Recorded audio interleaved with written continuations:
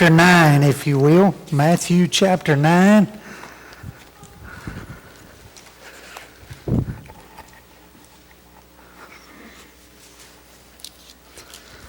I am going to begin this morning in 2 Peter 1, but I'm just going to do that to remind you of where we are and what we're doing. And the first thing we want to look at in some detail is found in Matthew chapter 9 there. We've been going through these Christian graces, as they're commonly called. Peter says to add to your faith virtue, 2 Peter 1 and verse 5. And to add to your virtue knowledge, and to knowledge self-control, and to self-control steadfastness.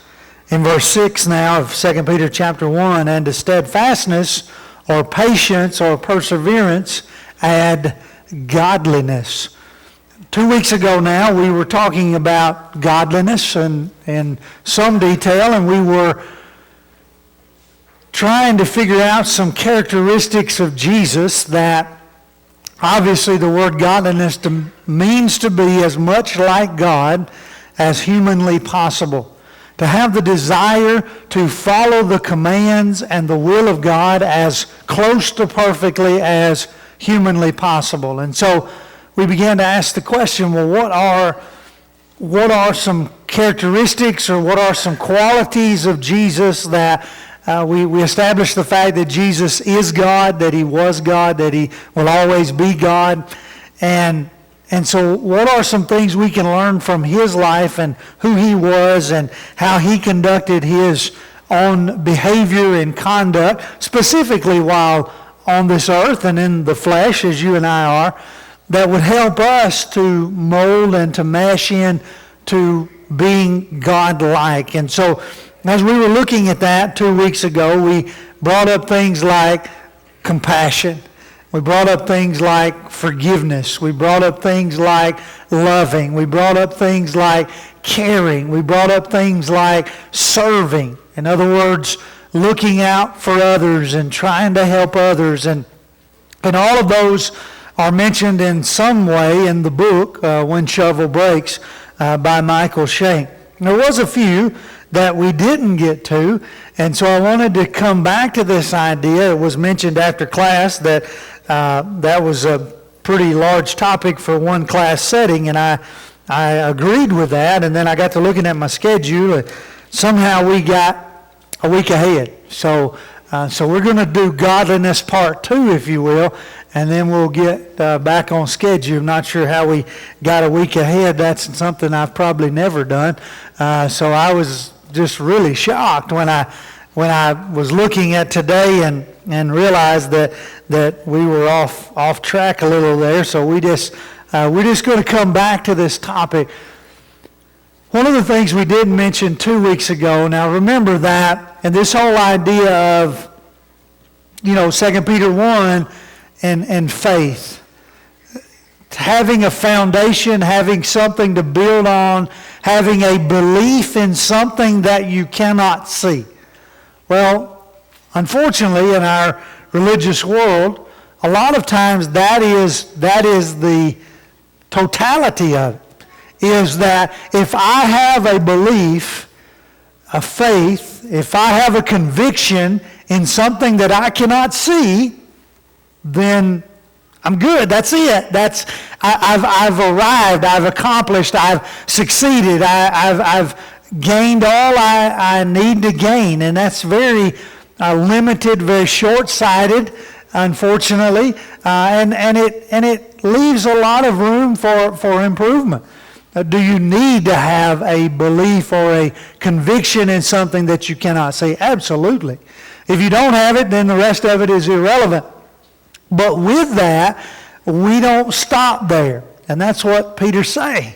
We've got to take this belief in things that we cannot see, namely God, His Son, the cross, heaven, our salvation, our hope, our peace, and all of that we can't see, taste, touch, smell, all those things, but we know they're real, and we know they're there. How?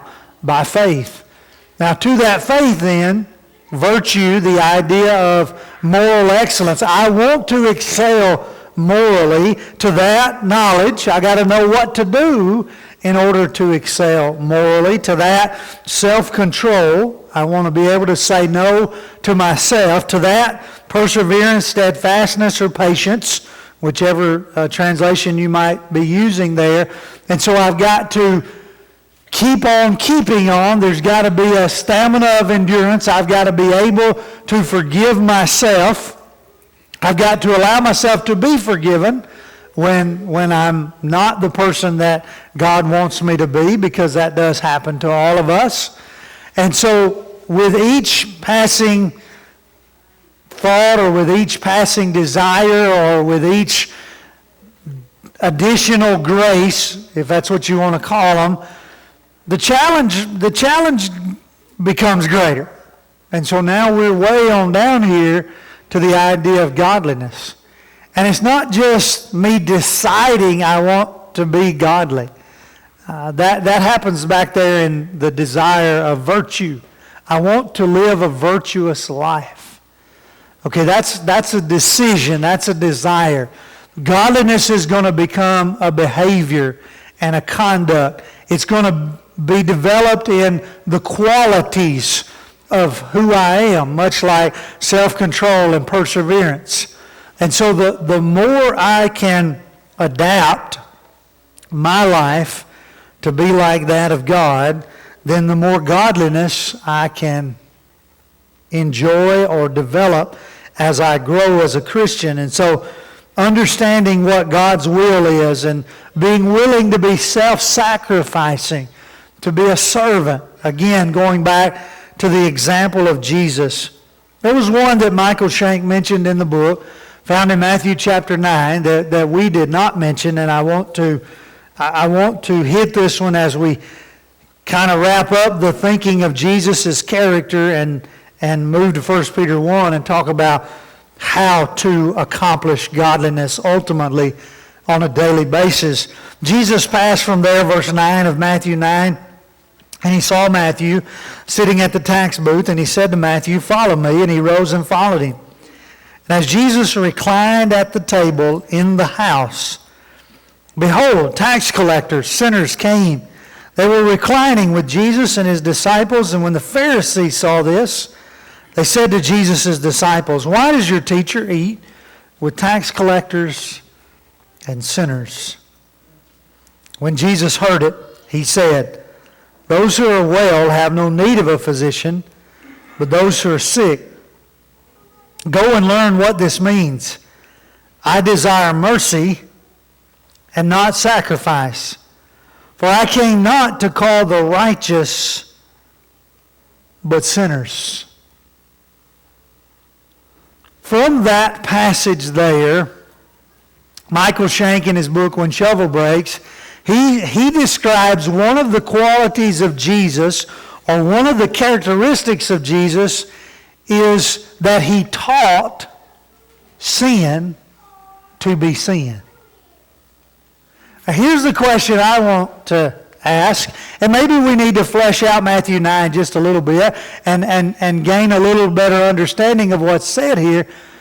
But here's what I want you to ultimately contemplate as it relates to the character of God, and as it relates to our effort to be God-like. What is the importance of calling sin, sin?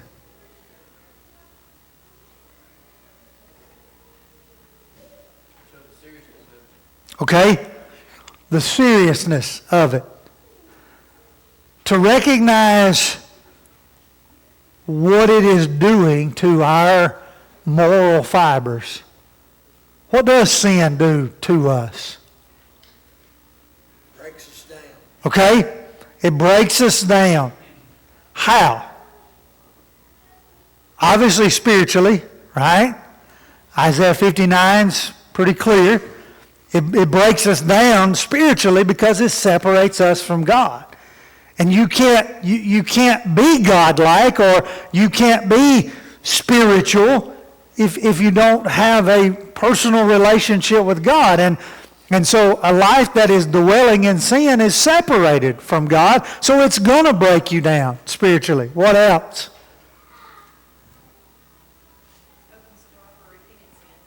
Okay, it opens the door for repeated sin.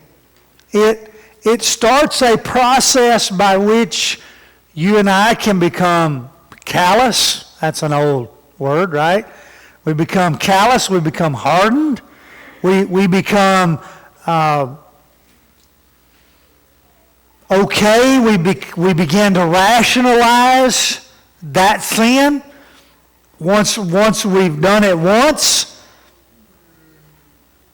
it don't hurt as bad the second time, right? I always think about my little boy that was fishing with baby rattlesnakes, and he thought there was worms. And the first time he stuck his hand in the jar, it just about made him cry. But buddy, he's catching fish, right? And so he's catching fish left and right, so he just kept reaching in that bucket. Well, after 4 or 5 times of reaching in that bucket, his hand was numb. And he didn't feel it anymore.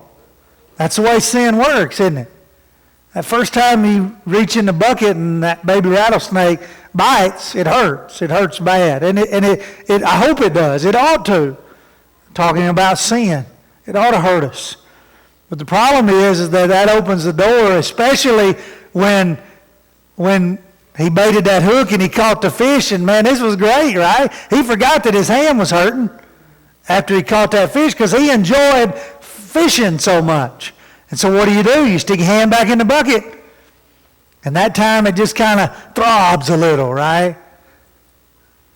Before long, you don't even feel it anymore. That's part of sin's breaking down process. It's part of sin's ability to allow us to repeat and the callous of that. And obviously, the point of that story is that once you get bit so much, you just become kind of numb to it, unfortunately. The conscience becomes kind of numb. It just becomes what you do now. Instead of it hurting, instead of it stinging, instead of the ouch kind of reflex, you lose that. And so if you don't call sin sin, then you're opening a door for the opportunity to repeat. What else is, why is it important to call sin sin? We have to realize it separates us from God. Okay? We live in a world where you can't get away from God. Okay? And what I mean by that is, just take a deep breath for me. You can thank God for that, okay? That's just a gift, okay? So we live in a world where we cannot, I don't care how much you adamantly deny the presence of God, you can't get away from it. Physically, he just is, okay? And there's so many things that you enjoy on a minute-by-minute basis that are the direct blessing of God. And so His presence is here. Whether you want to believe He is or not, well, that's your choice. But you can't take Him away just because you don't believe He's not real. There's coming a time when ultimately the souls of those who are unfaithful will be separated from the presence of God. What will cause that? The answer, sin. I'm not convinced that we will fully feel that until then, and then it's going to be too late, right? But I do believe that if we could somehow feel a separation from God, I'm talking about complete, full separation from God, where His presence is gone, then I believe that it would be easier for us to call sin sin. Because we would feel the devastation of that separation. And I just don't believe we can as much today because we live in a blessed country and we live in a blessed society and we really don't worry about the next meal and we really don't worry about any of the necessities of life. I'm not saying we should. I'm saying there are some places where they do worry about the next meal, and maybe they appreciate the presence of God a little more to some degree. It's easy for you and I to fall trapped to the culture in which we live, and so God's just kind of always, we just begin to take him for granted, so to speak. But if we could truly feel a separation, I do believe that would be a huge help. Not that I want anybody to be separated from God, but I do believe it would help us all to call sin, sin. Yes, sir. I think we need to also be careful that sin don't infiltrate the church. Look at what sin done to the churches in Revelation. Okay. Sin done to 1 Corinthians 5, one had exposed the light. Okay. What would Paul say? Why have you not moved the seal into your midst? Right. Sin has a ability to involve itself, to grow.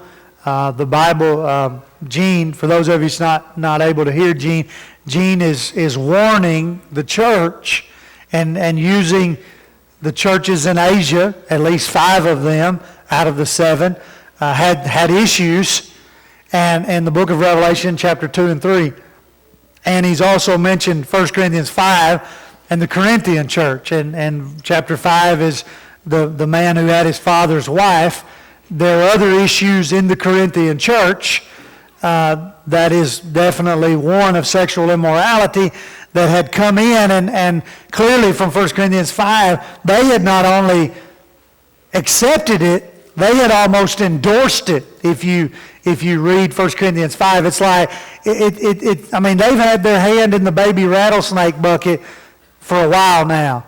And so not only is it, this hurts, this is wrong, but now this is okay, and if you want to do it, be okay too. It's not just an accepting, that'd be bad enough to accept sin, but it's almost like in 1 Corinthians 5, they're promoting that it's okay. And obviously this is within the church, absolutely, through the church at Corinth there. And so sin has an ability. The Bible uses the illustration of leaven a lot, which we don't, I don't really get that. My wife's made a little bit of sourdough bread, so I have seen it rise, and I have seen, a little bit of yeast penetrate, the whole bowl or whatever and cause it all to rise. And so, but my kids, they're not watching that process. They don't. But the Bible uses that process on several occasions to describe the way sin works. And you just put a little bit in there, and it can affect the whole mixture, the whole bowl very, very quickly. And that can be the case. And so that's why it's important that we call sin, sin. That would be God's desire, is that if we're going to be godly, we got to call it what it is. If we don't, it liables to not only work its way into our lives, it could work its way into the church, and it could fester and it could grow, and like leaven, ultimately affecting the whole family or the whole church. Or why is it important to call sin, sin? I think we call it sin and recognize we're a sinner, in need of God, not just a mistake maker. Okay? Johnny uses the word mistake. I like that word, I really do. Because that word doesn't cut as deep as sin. Johnny says, for those of you that didn't hear him, Johnny says that when we call sin, sin, that makes it serious. That causes us to recognize I'm not a mistake maker, I'm a sinner. And oops, I made a mistake, right? Well, it's okay, we all make mistakes. But the problem is that we've taken sin and we've used the term mistake, and you say, oh, it's just a matter of semantics and terminology. I'm telling you, it's affecting people's spiritual lives and eternal destinies. Now, you can call it semantics, all you want to call it, but I'm telling you that what people have convinced themselves of, and you and I are capable of it if we haven't already, is that, oh, it's just one little mistake, right? And so it doesn't sound as bad, it doesn't hurt as bad, it doesn't bring about the sickening feeling in my throat that I need to have, that I want to have. When I call it sin, it's wrong.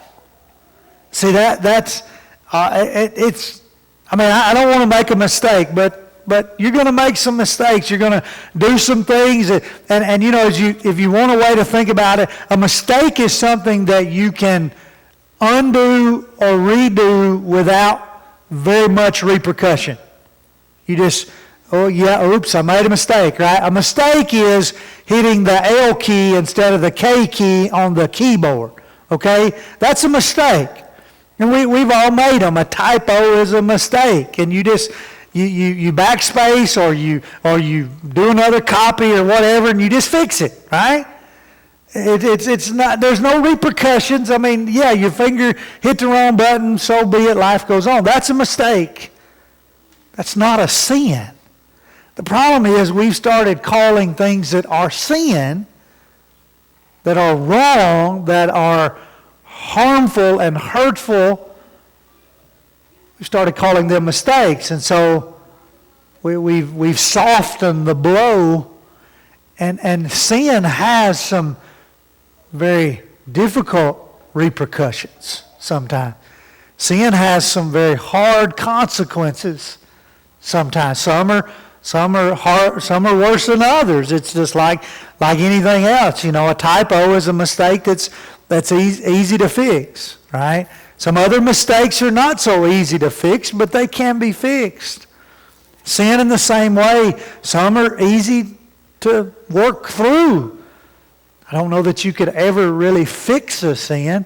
You can be forgiven of one, and you want to be, but there may be repercussions, there may be consequences, there may be hard things to work through or hurt feelings or whatever the case may be.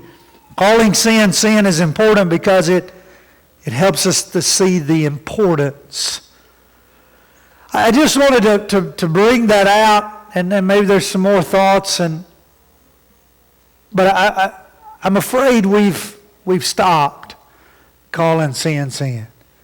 And if we are going to be godly, if we are going to be people of godliness, God calls sin what it is. And it's very important, I believe, for us to remind ourselves of how God views it. And we want to see it God's way. We want to see it how God sees it. And that is part of our desire to be godly. Now he says here in verse 13, I desire mercy and not sacrifice. Well, again, maybe we need to flesh out what he's trying to say here and give us a little better meaning of the idea of mercy. Who's he talking to? Is he talking to the tax collectors and the sinners? He's not. Who's he talking to? He's talking to the Pharisees. That makes a huge difference. Oh, right there it says, the Bible says, you need to be merciful. No, the Bible don't say that. Jesus says that. I desire mercy, not say. Who's he talking to? How did they feel? What was the Pharisee doctrine or thoughts about how to be a Christian or how to be right with God? How did they earn, or excuse me, I just gave you, yeah, I'll just go on with it now. They felt as though they earned it, right? You know, as a Pharisee, I could earn my right to be a child of God or to be a Jew or to be a Christian, whatever way you want to look at it. So Christianity was I sacrificed and it was all about following the commandments and the rules, and it was all the letter of the law, right? Not the spirit and the attitude. We'll talk more about that in the sermon hour, Lord willing, in just a moment, about attitude and about the spirit behind our attitude of service. The Pharisee was all about sacrifice. All about, here's what I've done. And Jesus comes in and says, I desire mercy.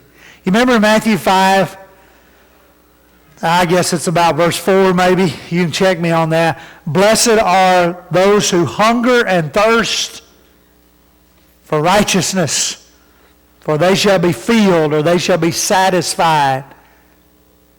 Do you think that the Pharisee hungered and thirsted for righteousness? I really believe they did. I believe they got up every morning desiring to know more about. They had this hunger and this thirst for what is going to make me right.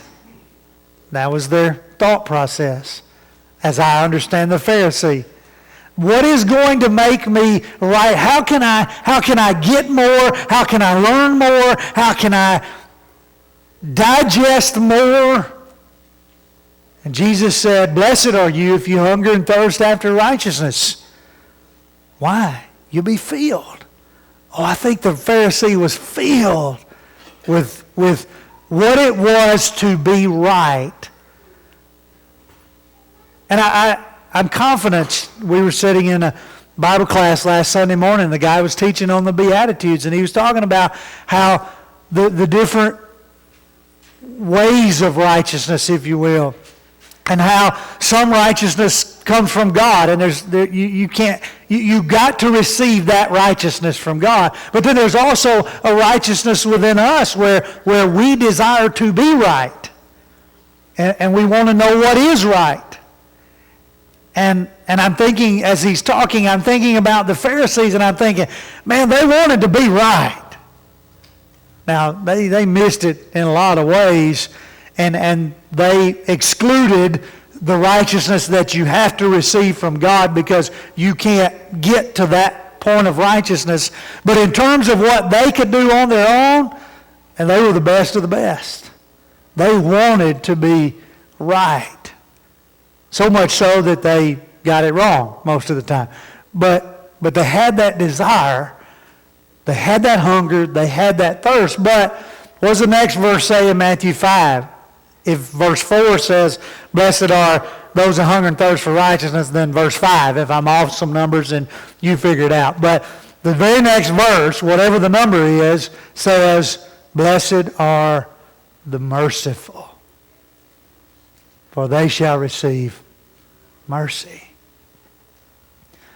So Jesus says, blessed are you when you hunger and thirst after being right. But last Sunday morning, in a way that I've never seen it done before, the Bible class teacher said, but now watch the balancing act here of the very next verse.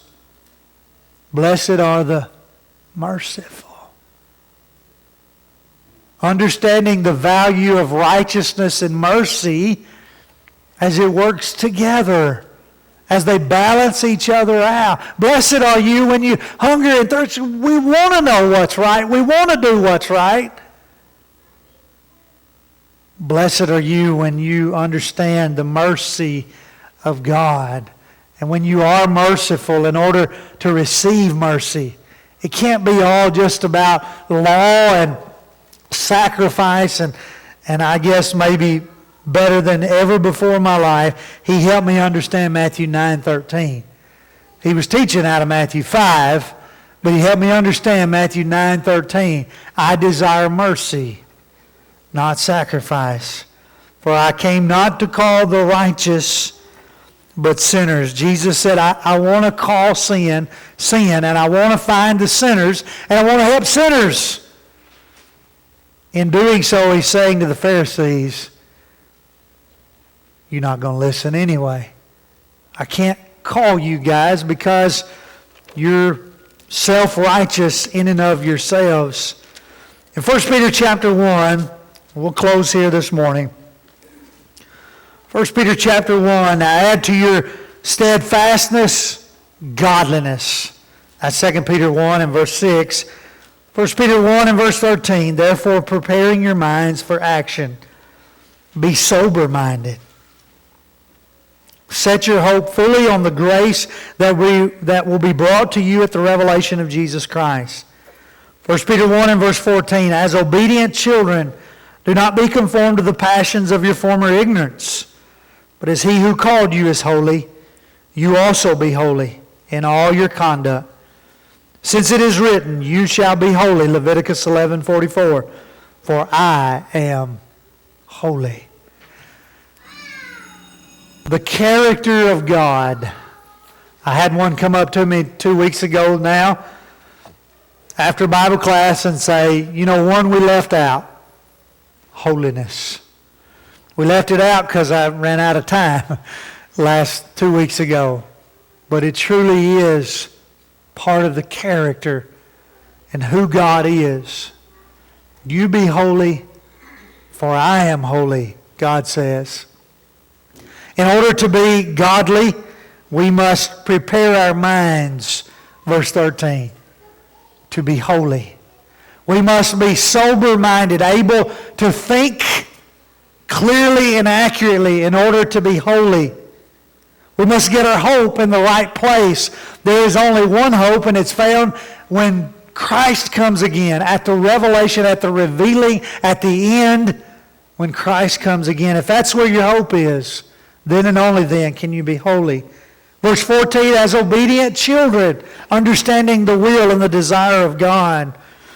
Verse 15, having your conduct, your behavior. To be holy, you must conduct yourself and behave yourself in such a way. In verse 16, you must recognize that in order to be holy, you have to be separate. God is separate. God is calling us apart. God is calling us aside. God is calling us out of the world. For what purpose? To be holy. You be holy as I am holy. Our desire this morning is godliness. Godliness described as holiness. My prayer is that our lives, our conduct, is consistent with the will and the commands of God so that we are holy. Calling sin, sin for what it is.